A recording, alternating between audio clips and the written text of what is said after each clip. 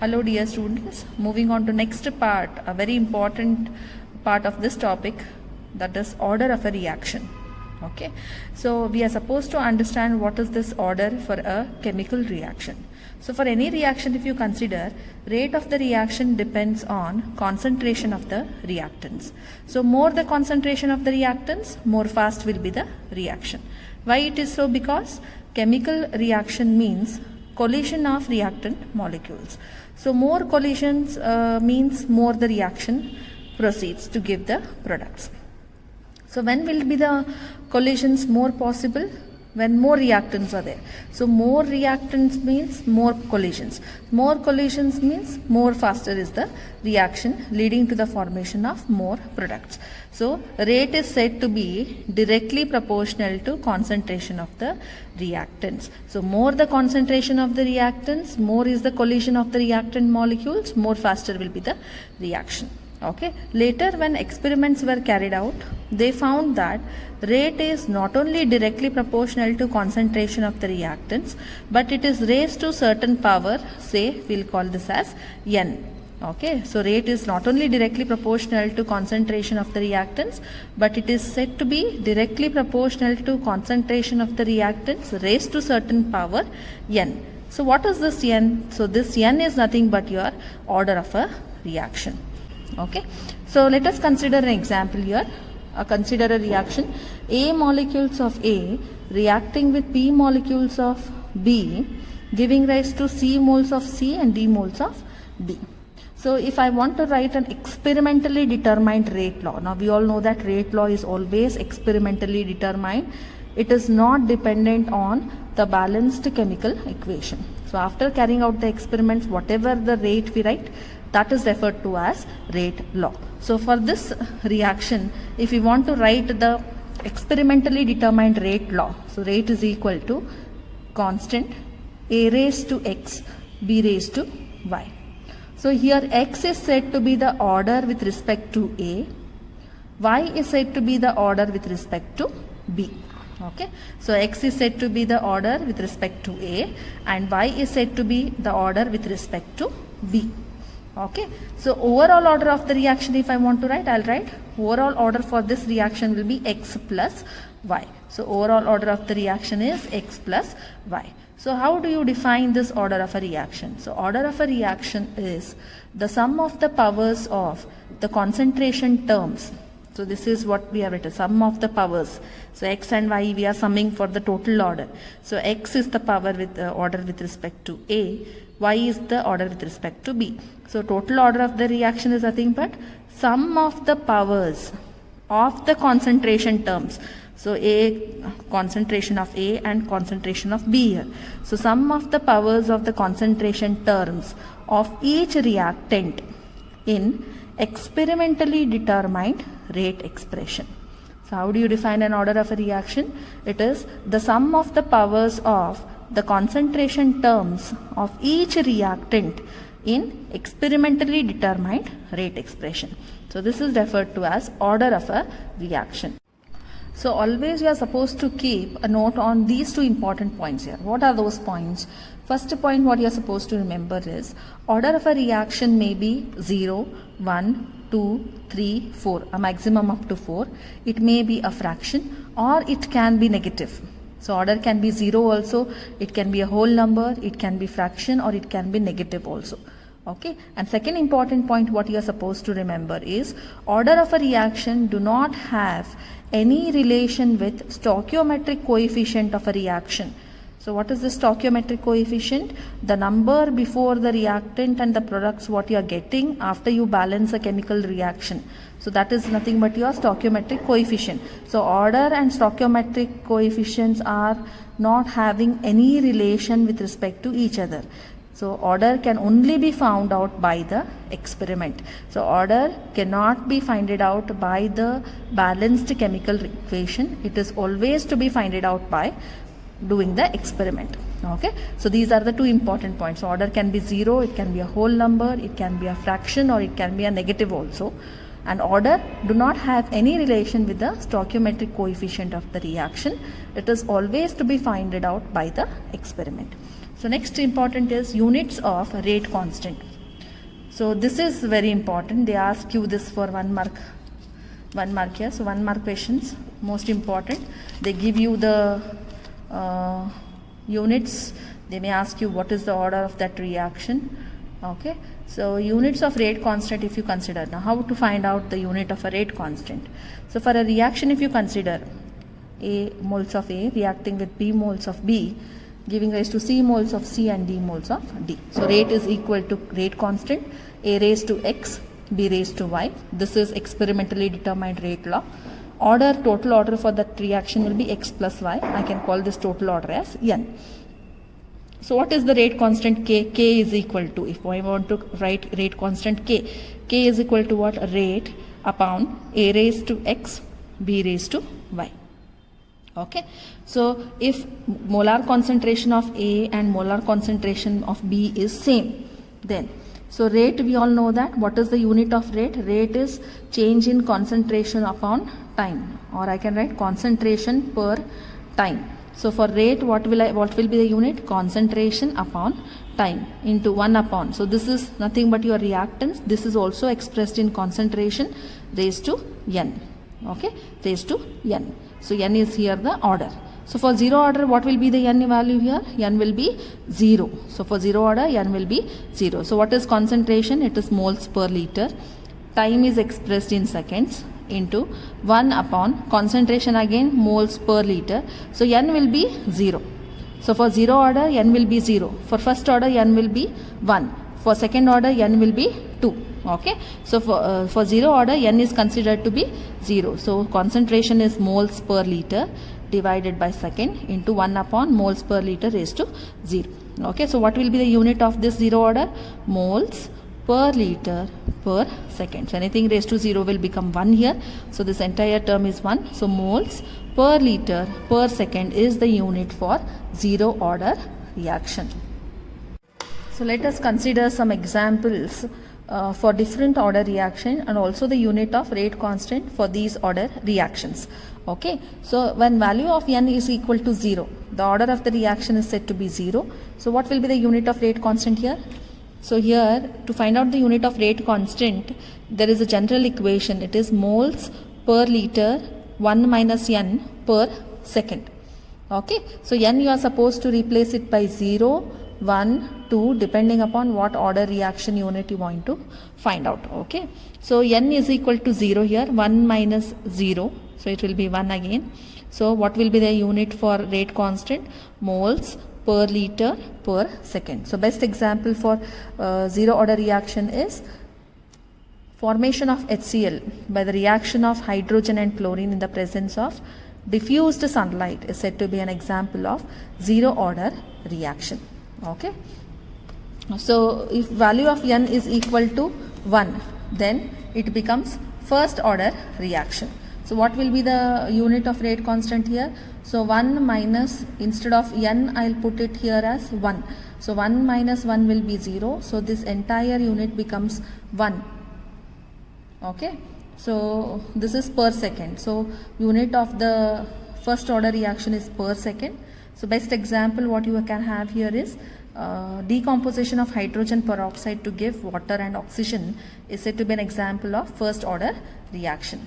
So second order reaction, if you want to consider, put value of N is equal to 2 here. So 1 minus 2 will be equal to minus 1 here.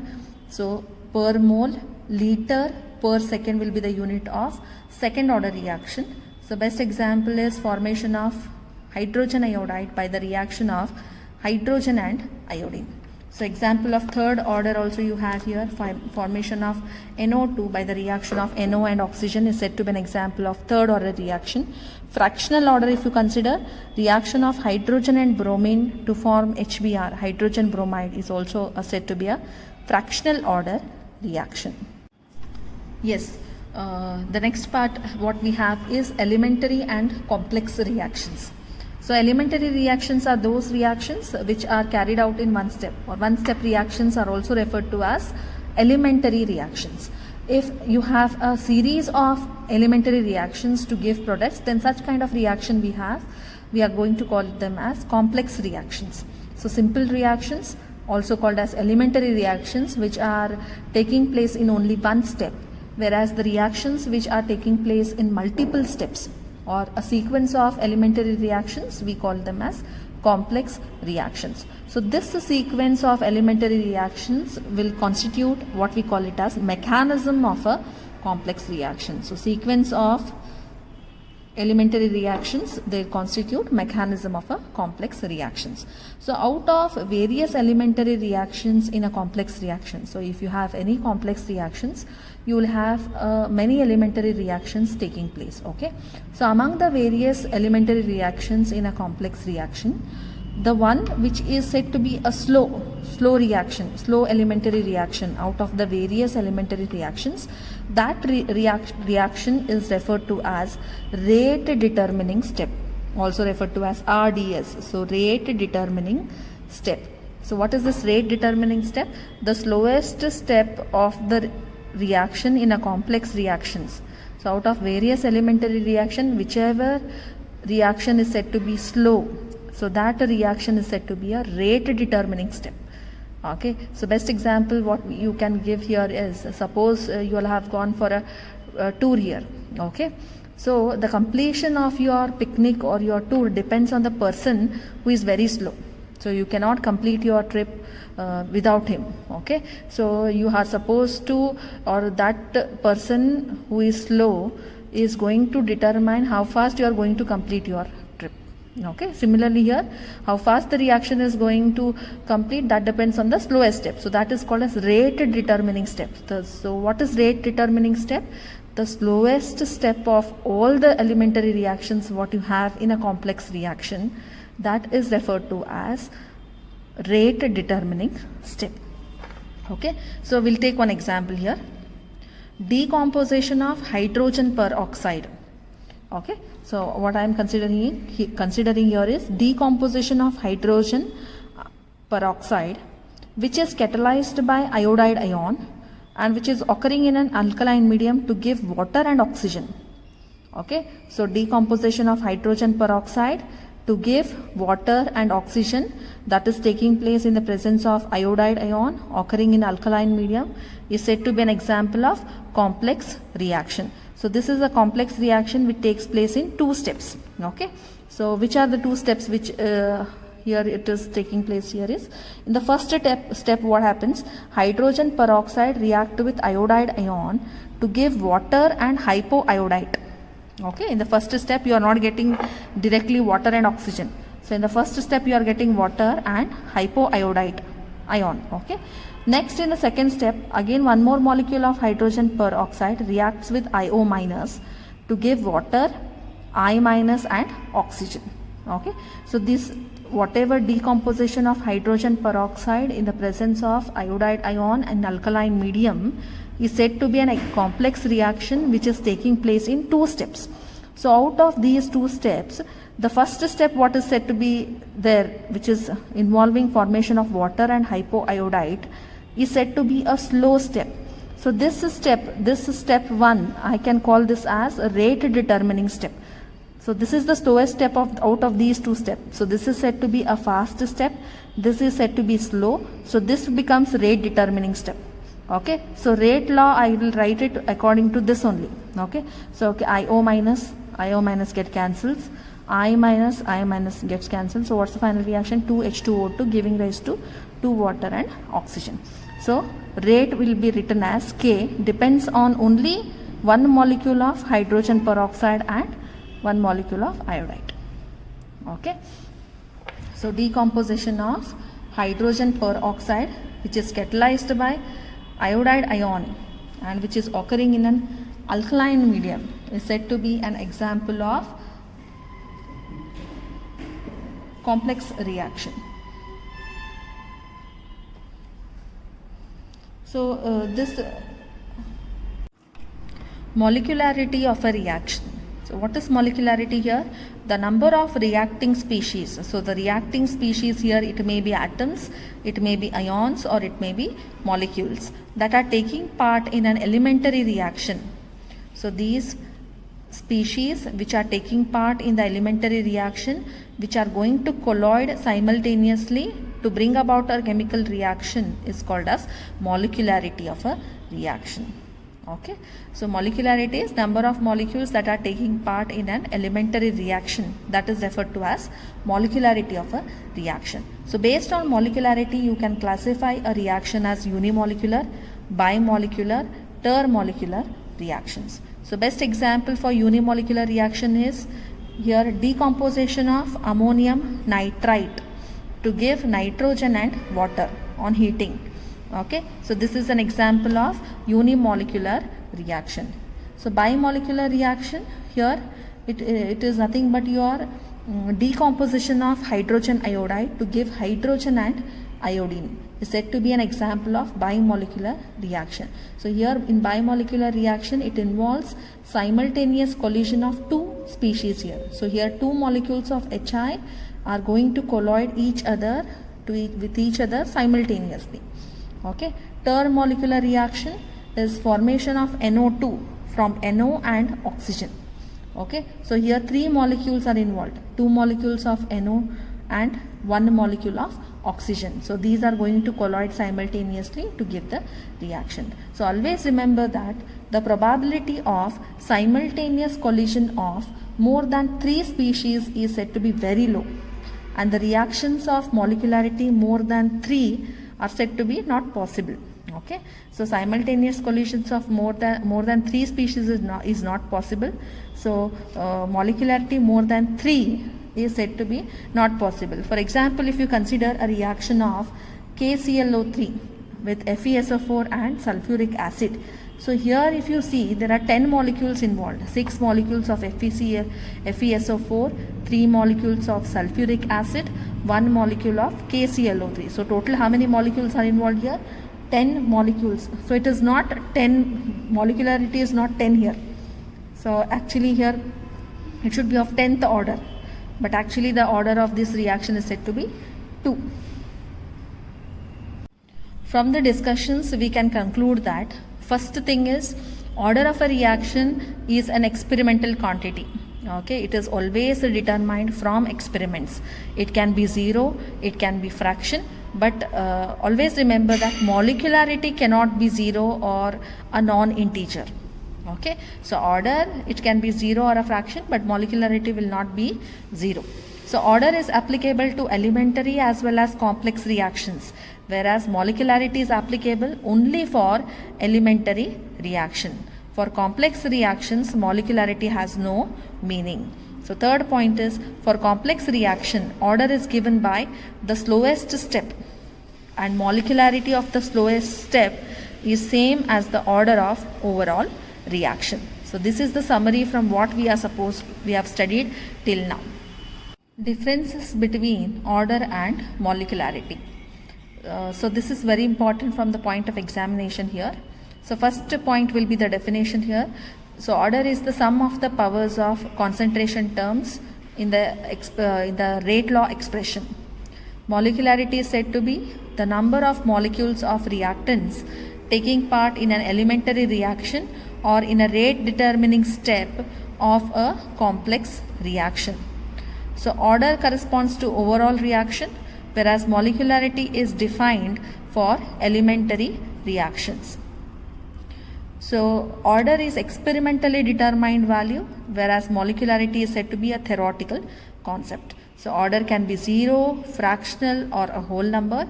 So molecularity, if you consider, it is always a whole number. Well, we'll take up some problems to solve. So first kind of problem what we have is to calculate the order of a reaction. So first one, calculate the overall order of a reaction which has a rate expression. So they'll give you a rate expression. So if they ask you to calculate the total order or overall order of the reaction, what you are supposed to do is you are supposed to sum the powers that are raised over the concentration terms. So if you sum the powers, you will get the total order of the reaction. So first one what is given is rate is equal to K, that is rate constant, A raised to 1 by 2 and B raised to 3 by 2. So what will be the overall order? 1 upon 2 plus 3 upon 2, which is equal to 2. So this rate expression has got a second order. It's a second order reaction. So second example, if you take rate is equal to K, a raised to 3 by 2 b raised to minus 1. So what will be the overall order?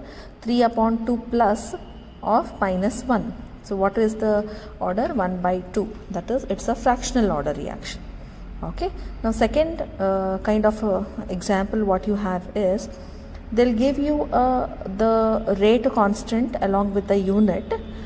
Then you are supposed to identify what is the order of the reaction. Okay.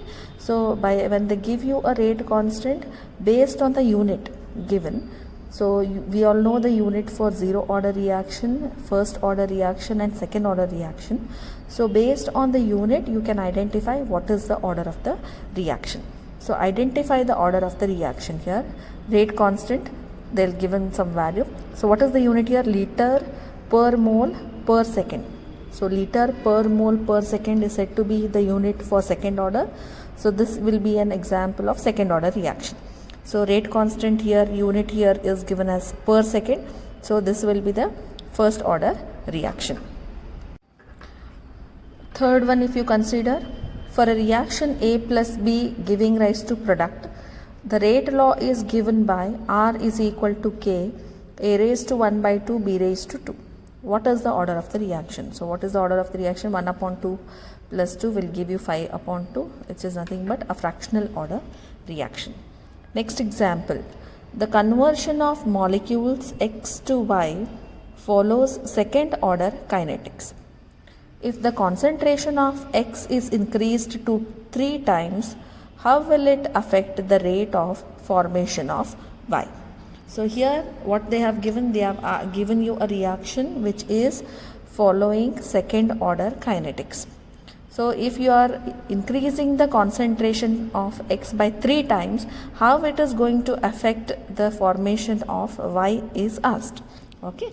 So first, what is given here? Conversion of molecules of X to Y. So X reactants are giving rise to products Y. This is following what? Second order. So this is an example of second order reaction that is given in the question. Okay. So let us consider that initially the concentration of the reactant X is A. So we'll take A. So if it is a second order reaction, how will I write the rate expression? So rate 1, I'll mention this. So rate 1 is equal to rate constant. So molar concentration of the reactant. So concentration, how much it is? A. Second order, so I have written it as 2.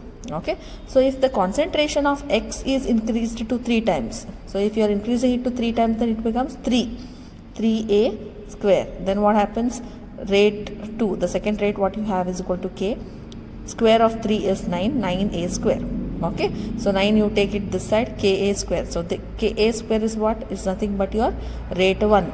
So rate 2 is equal to 9 of rate 1, which means that whenever the concentration is increased to 3 times, rate increases 9 times. Okay.